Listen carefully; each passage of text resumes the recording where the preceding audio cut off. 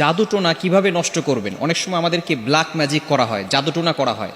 আপনি আপনার উপরে কেউ তাবিজ করেছে কিনা, কিভাবে আপনি জাদুটোনা নষ্ট করবেন, কারো কাছে যেতে হবে না, আপনি ঘরে বসেই নিজে নিজে এই জাদুটে নষ্ট করতে পারবেন। বিশেষ করে আমাদেরকে সতর্ক থাকতে হবে। অনেক সময় আমরা বিভিন্ন মানুষের কাছে যাই এবং আমরা সেখানে গিয়ে বলি আমাকে একটু হাজিরা করে দেখেন যে আমার ভিতরে কোনো জিন আছে কিনা।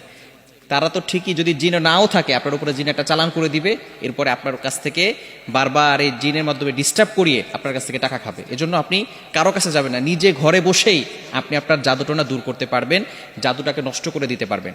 বর্তমান সমাজে ম্যাক্সিমাম সময় দেখা যাচ্ছে যে আত্মীয় স্বজন, একেবারে কাছের মানুষগুলো আপনাকে জাদুটোনা করে আপনার জীবনটাকে নষ্ট করে ফেলবে। অনেক সময় দেখবেন কিভাবে বুঝবেন, আপনি অনেক সময় অসুস্থ হয়ে পড়ছেন, কিছুই ভালো লাগে না, ঘরে ভালো লাগে না, দোকানে ভালো লাগে না, ব্যবসায়িক প্রতিষ্ঠানে ভালো লাগে না, অথবা ব্যবসায় বারবার লস হয়ে যাচ্ছে, অথবা সংসারে কোনো শান্তি নাই, স্বামী স্ত্রীর ভিতরে ঝগড়া হচ্ছে, অথবা কোনো মেয়ের বিয়ে হচ্ছে না।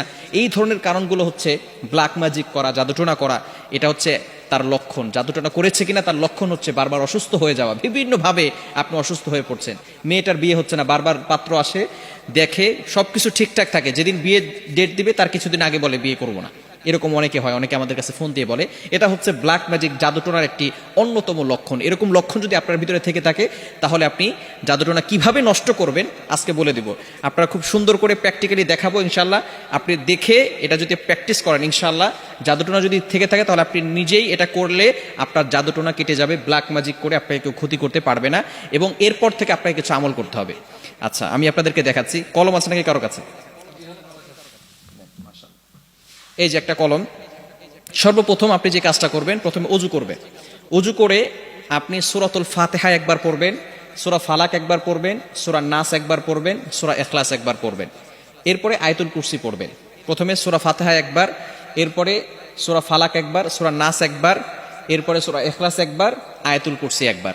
এটা পড়ার পরে এরপরে আপনি একটা চেয়ারে বসবেন।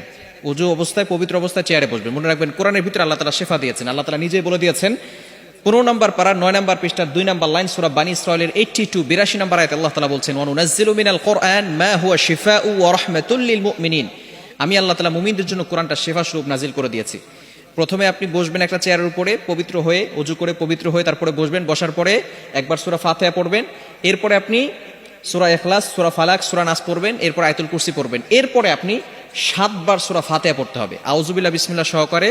এই যে একটা ছুরি নেবেন ডান হাতে, এটা আমি পেন দিয়ে দেখাচ্ছি, আপনি একটা ছুরি নেবেন।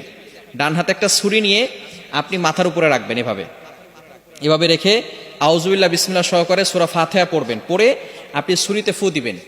ছুরিতে ফু দেওয়ার পরে এরপরে ছুরিটা শরীরের সাথে টাচ করবেন না। টাচ না করে আপনি একেবারে সোজা কপাল থেকে নাক বরাবর, বুক বরাবর 2 পায়ের মাঝখানে রাখবেন। আপনি বসে আছেন, বসে থাকার পরে আপনি একটা ছুরি হাতে নেবেন। প্রথমে পবিত্র হলেন, সূরা ফাতিহা পড়লেন, ইখলাস পড়লেন, ফালাক পড়লেন, নাস পড়লেন, আয়াতুল কুরসি পড়লেন। এরপরে ছুরিটাকে আউযুবিল্লাহ বিসমিল্লাহ সহকারে সূরা ফাতিহা পড়ে ছুরিতে ফু দিবেন। ফু দিয়ে এরপরে ছুরিটা এভাবে নেবেন, সোজা, টাচ করবেন না, শরীরের সাথে টাচ না করে সোজা আপনি নিজে 2 পায়ের মাঝখানে রাখবেন। বুঝা গেছে? এভাবে একবার করলেন। আবারও আউযুবিল্লাহ বিসমিল্লাহ সহকারে সূরা ফাতিহা পড়বেন, শুধু সূরা ফাতিহা পড়ে ছুরিতে ফু দিবেন। ফু দিয়ে আপনি এটাকে সোজা নিয়ে যাবেন ইনশাআল্লাহ। এভাবে 7 বার করলে যদি কেউ আপনাকে ব্ল্যাক ম্যাজিক করে, জাদুটোনা করে, সেহের করে, তাহলে আপনার সেটা কেটে যাবে, আর কোনো সমস্যা হবে না। এরপর থেকে আপনাকে যাতে করে আর কেউ জাদু করতে না পারে, মাস্ট বি আপনাকে 5 ওয়াক্ত নামাজ পড়তে হবে।